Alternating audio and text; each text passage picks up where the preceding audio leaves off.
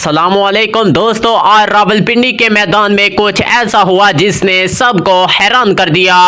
कभी खुशी कभी मायूसी और दरमियान में किंग बाबर आजम का वो जादू जिसने पूरे स्टेडियम को खड़ा कर दिया। पाकिस्तान के बल्लेबाजों ने शुरुआत तो तूफानी की, मगर फिर स्पिन के जादूगर कैशिफ महाराज ने पूरा खेल पलट दिया। आखिर पहले दिन का हीरो कौन बना, बाबर आजम, अब्दुल्ला शफीक या फिर सऊद शकील? चलिए चलते हैं इस जबरदस्त दिन की पूरी कहानी की तरफ, तो वीडियो को आखिर तक लाजमी देखिएगा। चैनल पर अगर आप न्यू हैं चैनल को भी सब्सक्राइब कर लीजिएगा और साथ लगे बेल आइकन को भी दबा लीजिएगा। दोस्तों आपको बताते चलेंगे और रावलपिंडी के तारीखी स्टेडियम में क्रिकेट की एक नई दास्तान लिखी गई। मौसम खुशगवार था, सूरज की नरम किरणों ने जैसे ही पिच को छुआ पूरा मैदान का माहौल बदल गया।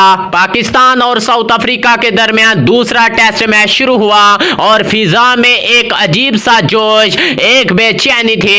हर पाकिस्तानी फैन के दिल में एक ही सवाल था, क्या आज हमारे बल्लेबाज कुछ खास दिखाने वाले हैं? क्योंकि पिछले मैच के बाद सब यही चाहते थे कि टीम एक शानदार कमबैक करे और रावलपिंडी के इस मैदान पर अपनी क्लास दिखाए। दोस्तों टॉस पाकिस्तान ने जीत लिया और कप्तान शान मसूद ने फैसला किया कि पहले बैटिंग की जाए। यह फैसला सही भी लग रहा था क्योंकि पिच बैटिंग के लिए साजगार दिखाई दे रही थी, लेकिन जनूबी अफ्रीका के लिए आज एक बड़ा सरप्राइज वापसी कर रहा था। स्पिन के बादशाह कैशिफ महाराज वो पहले टेस्ट मैच में नहीं खेले थे, मगर आज जैसे ही मैदान में उतरे उनके चेहरे पर एक अलग एतमाद नजर आ रहा था। रावलपिंडी की यह पिच स्पिनर्स के लिए किसी खजाने से कम नहीं थी और कैशिफ महाराज जैसे बॉलर्स के लिए तो यह मैदान जैसे ख्वाबों की जगह थी। दोस्तों पहले गेंद के साथ ही मैच में जान आ गई। पाकिस्तान के लिए मैदान में आए ओपनर अब्दुल्ला शफीक और इमामुल हक। इब्तदाई चंद ओवर्स में अब्दुल्ला शफीक ने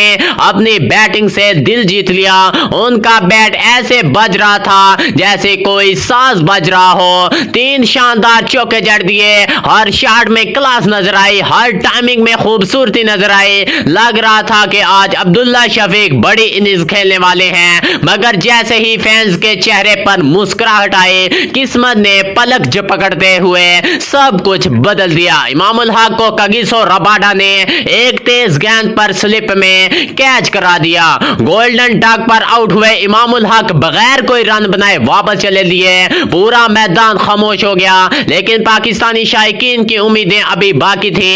अब करीज पर आए कप्तान शान मसूद, उनसे सबको उम्मीद थी कि वो अब्दुल्ला के साथ मिलकर इनिंग्स को मुस्तहकम करेंगे। शान मसूद ने चंद खूबसूरत शॉट्स खेले। आपको बताते चलें कि 1-2 कवर ड्राइव तो वाकई दीदनी थे, मगर फिर वही कैशिफ महाराज ने अपनी स्पिन का जादू चलाया।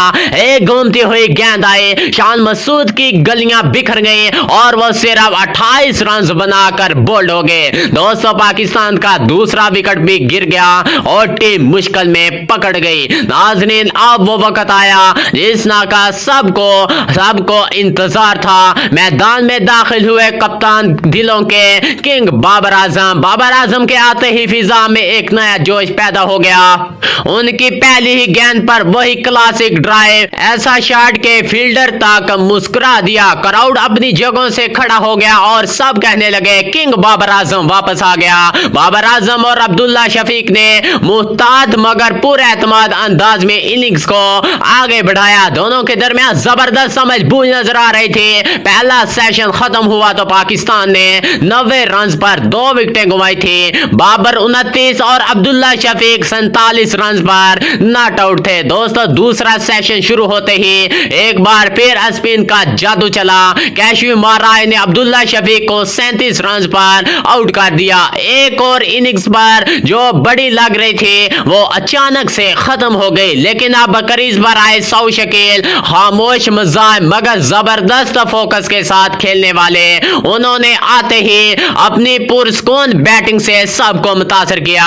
बाबर आजम और सऊद शकील ने मिलकर इनिंग्स को न सिर्फ संभाला बल्कि अफ्रीकी बॉलर्स को थका दिया। हर चौके, हर नारे गूंजने लगे, हर सिंगल पर तालियां बजने लगी। नाजरीन बाबर आजम ने अपनी निसब सेंचुरी मुकम्मल की, वही खूबसूरत स्ट्रोक, वही शानदार टाइमिंग। दूसरी तरफ सऊद शकील ने भी 56 रन की उम्दा इनिंग्स खेली। दोनों बैटर्स ने शानदार पार्टनरशिप बनाई और पाकिस्तानी फैंस को उम्मीद दी कि टीम बड़ा स्कोर करेगी, मगर क्रिकेट हमेशा एक गैर मुतवक्का खेल रहा है। जैसे ही सबको लगा कि पाकिस्तान मुस्तहकम हो चुका है तो सऊद शकील को पवेलियन वापस भेज दिया।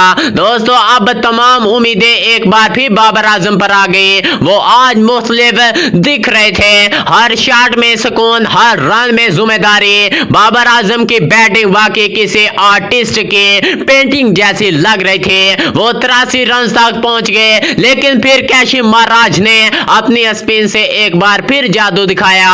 एक घूमती हुई गेंद, बाबर आजम एलपीडब्ल्यू, पूरा स्टेडियम साकत हो गया। ऐसा लगा जैसे बादशाह ने लड़ाई जीती जरूर, मगर मंजिल से जरा पहले रुक गया। दोस्तों बाबर आजम के आउट होने के बाद आगा सलमान और रिजवान ने कोशिश की, मगर टीम ज्यादा देर तक ना टिक सके। जनूबी अफ्रीका के बॉलर्स ने बाकी बैटर्स को जल्दी पवेलियन भेज दिया।